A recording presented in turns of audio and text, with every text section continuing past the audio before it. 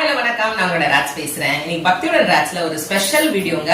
என்ன அப்படின்னா ஒரு சின்ன ஷாப்பிங் வீடியோ தான் இது. நான் வந்து ஷாப்பிங் பண்ணிட்டு வந்தேன். ஆக்சுவலா நிறைய ஷாப்பிங் பண்ணுவேன். அதுவும் எஸ்பெஷலி எல்லா விஷயத்தையும் ஷாப்பிங் பண்ணினாலும் எனக்கு ரொம்ப ரொம்ப ரொம்ப பிடிச்ச ஷாப்பிங் என்னன்னு பாத்தீங்கன்னா ஸ்பிரிச்சுவல் ஷாப்பிங் தான்.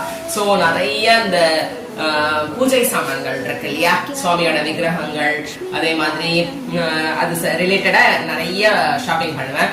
ஸோ என்னோட பூஜா ரூம்ல நிறைய விஷயங்கள் புதுசு புதுசா இருக்கும். ஆனா எல்லாரும் வாங்குறாங்க அப்படின்றதுக்காக ஒரு நாளும் நான் எதுவும் வாங்க மாட்டேன்.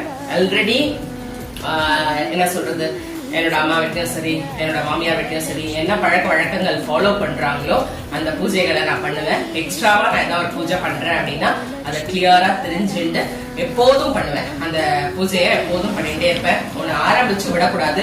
இப்பெல்லாம் நிறைய பேர் என்ன பண்றாங்க அப்படின்னா பூஜை ஆரம்பிச்சுட்டு அதுக்கப்புறம் வந்து பாதியில விடுறது, ஒரு ஆசையில யூடியூப் பார்த்து ஆரம்பிச்சுட்டு அதுக்கப்புறம் வந்து விட்டுறது, இல்லனாக்கா முடியல அப்படின்னு சொல்றது. இந்த மாதிரிலாம் சொல்லக்கூடாது.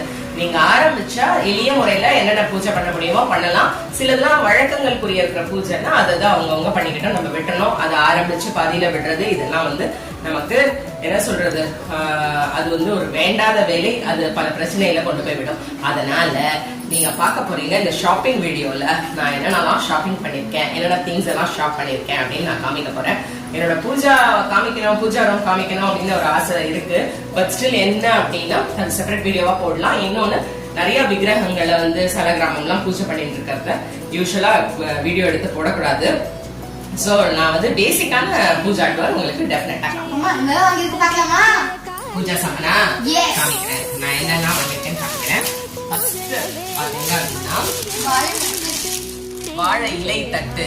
இந்த வாழை இலை தட்டு பாத்தீங்க அப்படின்னா இது வந்து பிராஸ்ல வாங்கியிருக்கேன். இந்த வாழை இலை தட்டு பிராஸ்ல வாங்கியிருக்கிறது எதுக்காக அப்படின்னா சுவாமிக்கு நைவேத்தியம் வைக்கிறதுக்கு. இப்போ வந்து நம்ம ஸ்வீட் ஐட்டம் ஏதாவது பண்ணோம்னா இந்த கப்பு இருக்குல்ல, இந்த மாதிரி கப்பு, இந்த கப்ல பாத்தீங்கன்னா பிராஸ் கப்பு எங்கிட்ட உள்ள நிறைய கப் இருக்கு. அப்புறம் வெள்ளி கப் இருக்கு. அதெல்லாம் வந்து சுவாமிக்கு குட்டி குட்டி நைவேத்தியம், ட்ரை ஃப்ரூட்ஸ் வைக்கிறதோ இல்ல பாயசம் பண்ணி வைக்கிறதோ இந்த மாதிரி.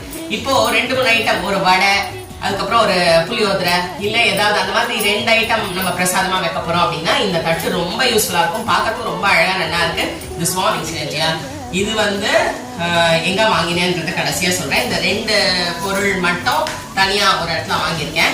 இந்த பொருள் எல்லாம் ஒரு கடையில வாங்கியிருக்கேன். இப்பவே நீங்க பார்த்து கெஸ் பண்ணிருப்பீங்க. தெரியும் நிறைய பேருக்கு, தெரியாதவங்களுக்கு நான் சொல்றேன். இது பாத்தீங்கன்னா